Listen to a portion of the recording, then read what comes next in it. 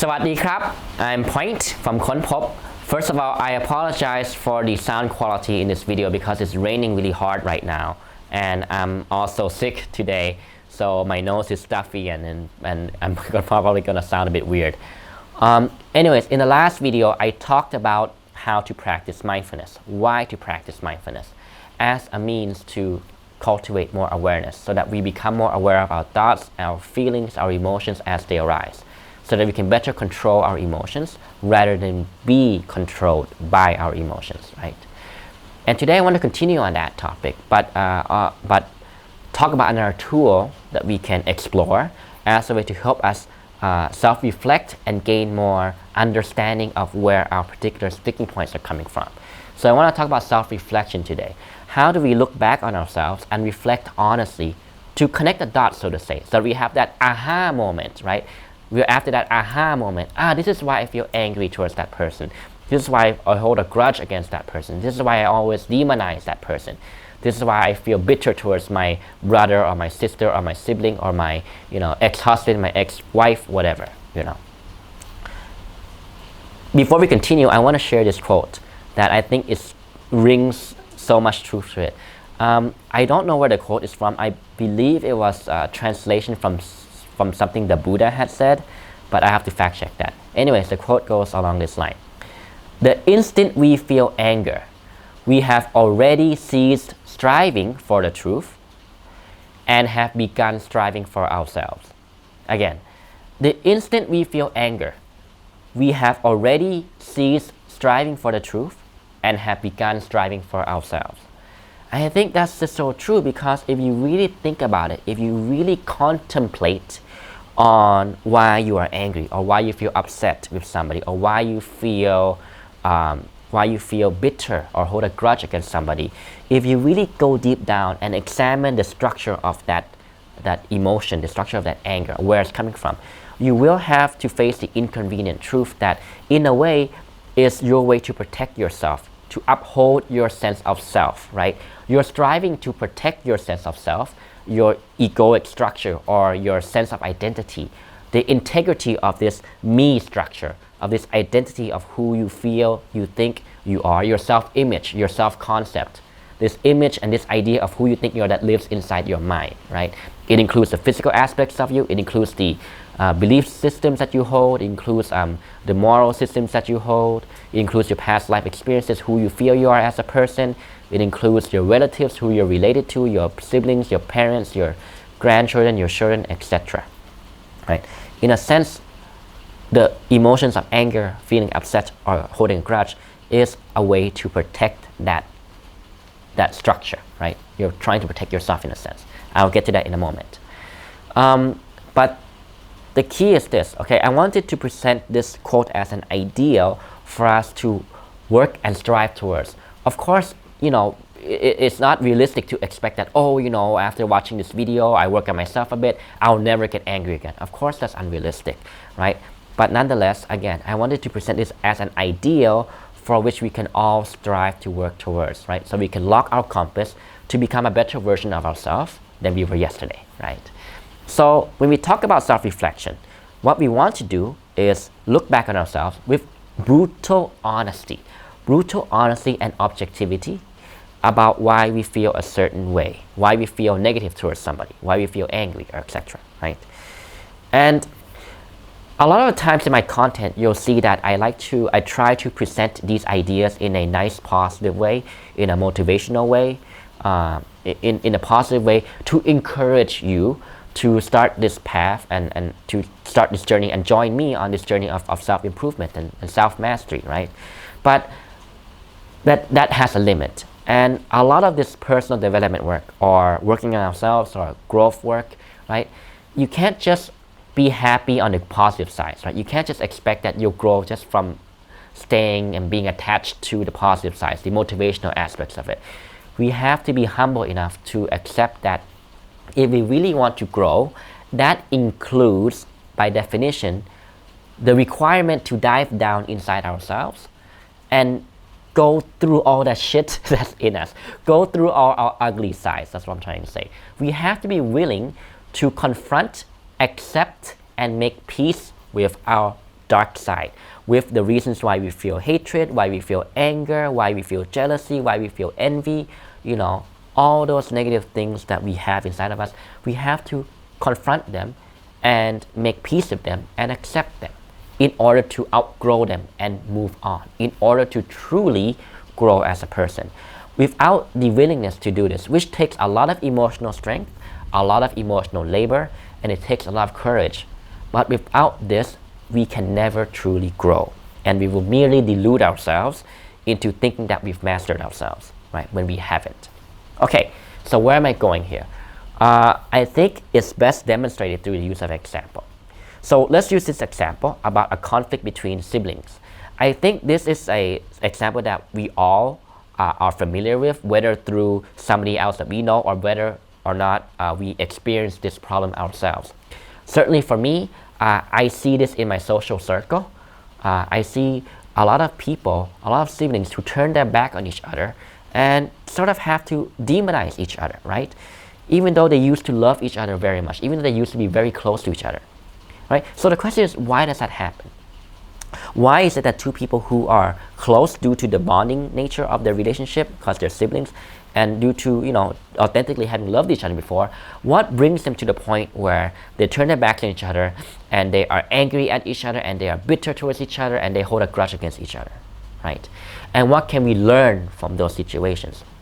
So in the example I want to give, there's a sibling that I know that had a falling out in their relationship because of the way that the inheritance from the parents were handed to them and was split to them, and how the financial responsibilities and financial obligations were split amongst them.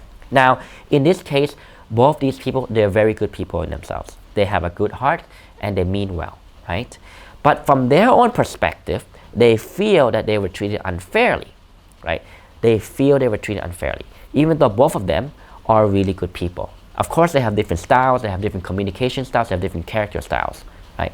So when they felt that each side felt they were treated unfairly by the inheritance split, right?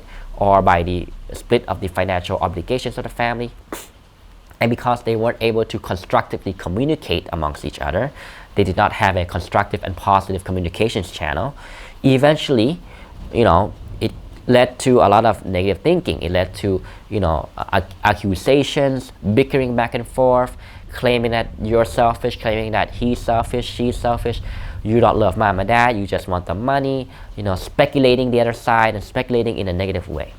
And now they have turned their backs on each other, and they can communicate. They only communicate when they are forced to, say through a family gathering. But you can see how that would be a very superficial interaction. And after they are done with that family gathering, right, they go back and each side will think about the other in a very negative light. They will continue to demonize the other side and claim that the other side is bad. So that you can see they're still holding on to anger, right? And they claim that, I've forgiven my sibling, I've forgiven the other person, I'm very forgiving, I can look past it. I just wanted to bring this up because, it helps you to learn what happened in the past. But if you really pay attention, it's not true forgiveness, right? So what's happening here?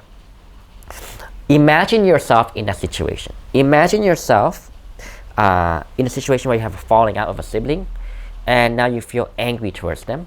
You feel negative towards them. What I want you to do in this thought experiment is ask yourself, why do you feel upset, right? Okay, you feel upset and you feel angry because you feel that you were treated unfairly due to the split of the inheritance. What next? Okay, you feel angry because you think that the other sibling is very selfish because they are manipulating mom and dad. They are manipulating mom and dad into getting a bigger share of the pie of the inheritance. Okay, fair enough. Whether or not that's true is another thing, but let's go with it. Let's assume that you think that way. Then ask yourself, okay, you claim that you've already forgiven them, but the fact that you still hold this negative tone, negative emotion, what does that reflect about yourself, right? How would you like to see yourself differently if you were a third party? What advice would you give yourself in terms of how to overcome this hostility with your sibling, right? Ask yourself these questions. Just really contemplate on the source of your negative feeling, on the source of your anger, and be really fair and be really objective, be really brutally honest. And this is where the difficulty comes in. And again, I hate to be the messenger of bad news, but if we are not willing to be able to really self-reflect honestly and even admit that perhaps we're part of the problem, perhaps we made a mistake in our communications, perhaps we did something that was selfish in a way that they saw it, then we'll never truly be able to come to roots as to the cause of the problem, and therefore to let go and move on. Right? Ask yourself these questions, contemplate on it. Right? Sooner or later, you will have to meet the inconvenient truth. If you're doing this right, if you're doing this contemplation exercise right, you will have to meet the inconvenient truth that, if you're being really self-honest with yourself, one of the reasons why you continue to look at them in a negative light and you continue to criticize every action they do and interpret it as a manipulation attempt on mom and dad, as a selfish, self-interested attempt, it's actually a way for you to protect yourself. Why is that so? Because when you demonize the other person, you create a separation. You're essentially separating and saying that, look, I was right? I was the right one here. I behaved correctly. I was wronged. I was taken advantage of. You are therefore the bad one, right? And you are bad for taking advantage of the financial situation of the family, and you are bad for taking advantage of me as your sibling, right? Shame on you. I will never be like you. You see how this works? The demonization happens in order to create a separation, to protect your sense of self, to tell yourself that despite having been part of this conflict, I was right, they were wrong. But here's the tip. The moment you start to continue to defend yourself, or you start to demonize the other person or blame the other person, and you may claim that you're just being objective, you're just being analytical. But the moment there's some sort of emotion attached to it, some sort of negative feeling attached to those analysis, as you claim, that is the clue that gives away to the stink of it all. The stink of it all. Meaning that there's something going on here that you haven't fully addressed. It's your own inner demons. Meaning that it's your own defense mechanism that you are projecting onto the other person. Whether or not they are right or they are wrong is completely irrelevant. From a personal growth perspective, we want to be able to self-reflect, to see where these patterns are coming from, to accept them and to make peace with them. And once you really continue to ask yourself, you will realize that, hey, perhaps I was part of the problem. Maybe I was aggressive in my argument back then, and that led them to feel betrayed by me, even though in my perspective, I was trying to protect the family's interest. You see where I'm going here? Objectivity and fair self-reflection can only come about if you're willing, which requires courage, if you're willing to be true and honest with yourself. But the trick is this. By nature, our minds are very, very self-deceptive by nature.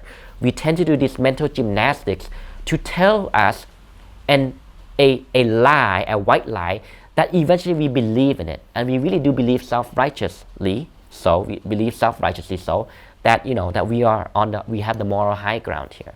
So this is why this work is tricky.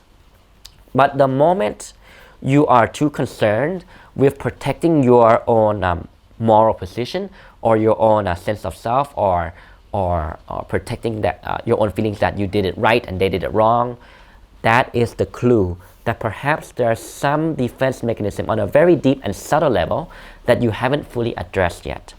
And that is what I mean by the ugly side that we have to work on. It's the shit that we have experienced and we still carry with us. Because you see, true forgiveness isn't saying, oh, I've forgiven them. True forgiveness is truly letting go. It means coming to terms with what has happened and being at peace with it. And you're not judging them. You're not judging them. You're not judging yourself. You are not regretting because you've let it go. You know what I mean? Is you realize that it makes no sense on your personal happiness to hold on to that grudge in any way, shape, or form, no matter how direct or how subtle. And therefore, true forgiveness comes about when you only when you dive down deep and see how you yourself are holding those negative feelings of anger, grudges, or bitterness towards the other person as a way to defend yourself, and demonize the other person as a way to defend yourself, defend your sense of self. And once you can make peace with yourself for also having those tendencies, you can also see that they will have that tendencies in them too, because they're just humans just like you. And you can forgive them for that, and you can give them the compassion for that. You can give yourself the compassion for holding on to those grudges. So you see what I'm trying to say here. You will have that aha moment, right? I see where this anger is coming from. I see where this grudge is coming from, and I see how this grudge is holding me back. I see how it's holding me back from truly growing and letting go. And in a way, it's holding me back from having any possible chance of mending the relationship. Of, you know what, maybe I can apologize, even if I feel like I wasn't wrong, right? But sometimes I apologize as a way to bring about peace from mom and dad, for example, right? When you start to get in this mindset, you start to really truly grow. And that's a sign of true growth, one of the signs of true growth. Why is that so? That is because you're taking responsibility for yourself. Taking responsibility meaning taking responsibility for your emotions, your feelings, your thoughts. Taking responsibility for how you react to the situation, to how you choose to react, no matter if you were wronged, no matter if they did wrong to you, in your opinion, right? It doesn't matter how wronged you have been, but you still choose to react in a constructive way because you realize that at the end of the day, you have a choice to be happy and to make peace. And that choice can only come about through growth and maturity. And that's what I want to share in today's video, right? So the reason why this connects with the previous video is because when we self-reflect, self-reflection is something that we do through deep thinking and deep contemplation, through self-reflection, through deep self-honesty about how and why we feel a certain way, coming to terms with the reasons why we feel that way and not judging ourselves from it. And we will connect the dots and we will have that aha moment, and therefore we will understand our thought patterns better. We will understand that, okay, maybe due to this past conflict, I have then developed a negative bias towards that sibling because it was all it was all just a way for me to protect my sense of self. Now, of course, I just gave one example of siblings falling out in their relationship, but you can see how this applies everywhere, right?